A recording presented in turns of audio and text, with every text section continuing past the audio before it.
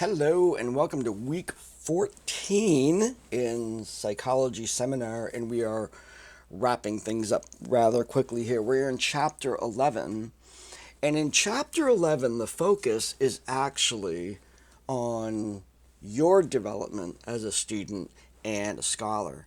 So in the last chapter we looked at the learning outcomes as they align within the entire psychology program, principally within the course books. And I do appreciate people's feedback on the course books. It was really good to hear the positive feedback, and it was really good to hear that there are challenges and that those challenges can be communicated to me for clarity the next time I do the additions on those. So I really appreciate that feedback.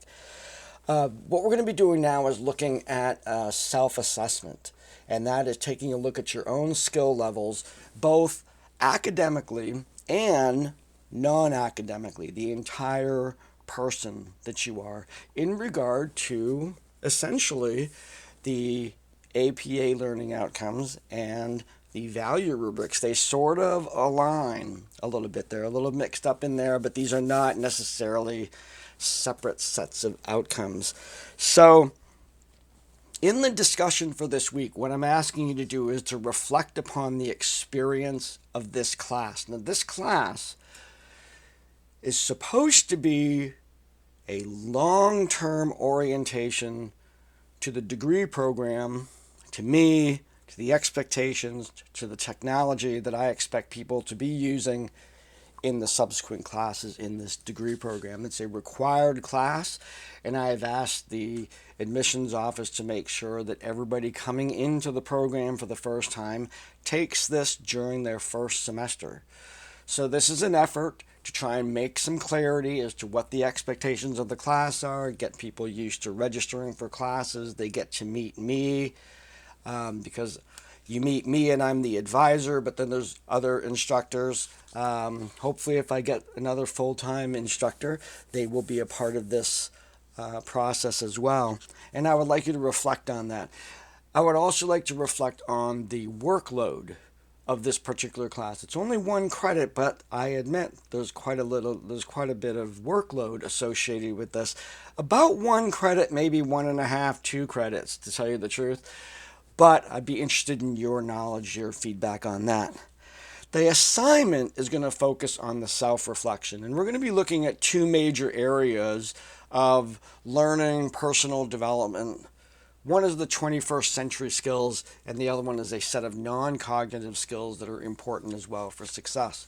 Both of these have come from extensive research as to what various fields within our economy are looking for, if not all fields.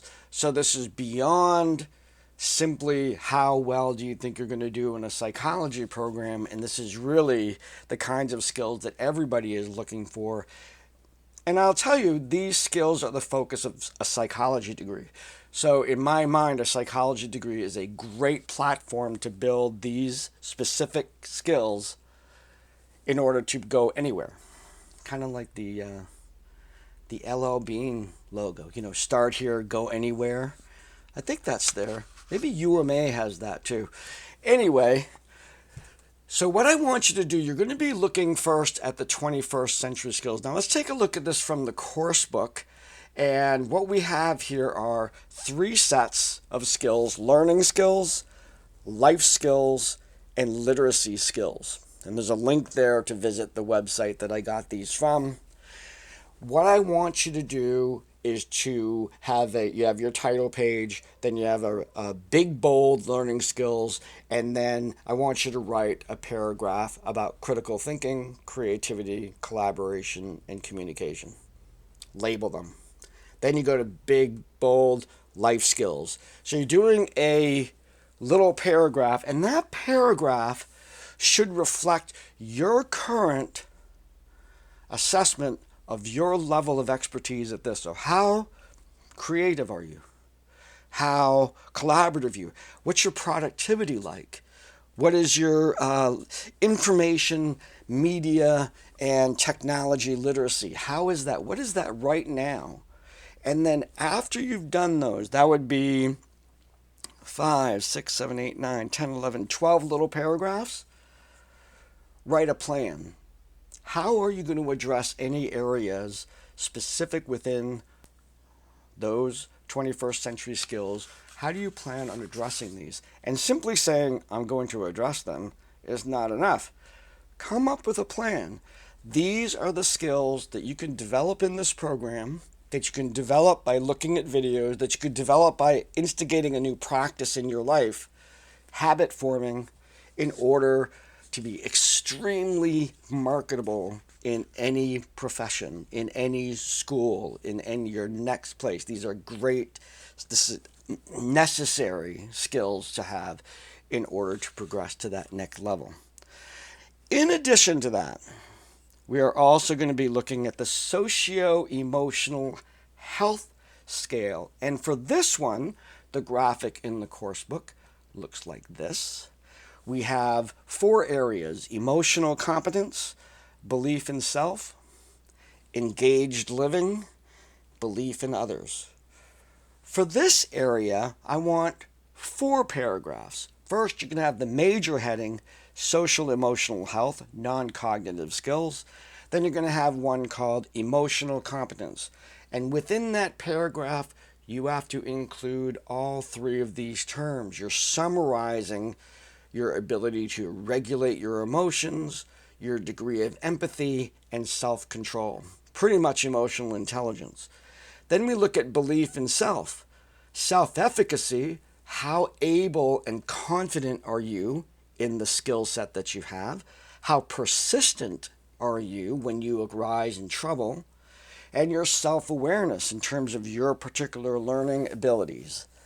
Engaged living, what's your optimism like? What's your energy level, your zest?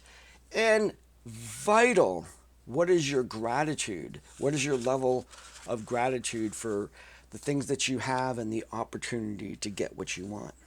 And then finally, we're looking at the social support network here, the belief in others, your family, coherence, their support, your peer support, and support from the school. I want you to make sure within your essay that you mention all these terms. In fact, a very helpful thing in this second part, dealing with the social emotional model, every time you use one of those words, make it bold.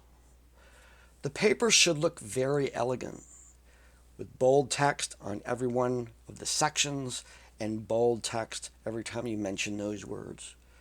You are doing a reflection on your capacity on these skills. And similar to the first part, at the end, you're drawing up a plan. What's my plan to address some of these areas?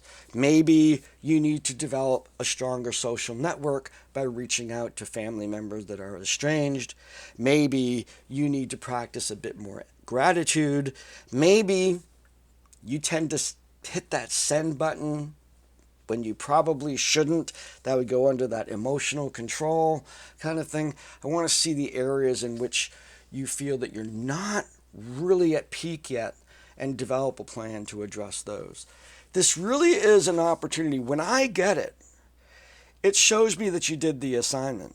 The important thing about this assignment isn't what I see. It's what you see. It's what you do with this material in order to make a plan to optimize your life. This is really, I guess I can't, minimize that. It is a huge part of personal, intellectual, social, emotional success.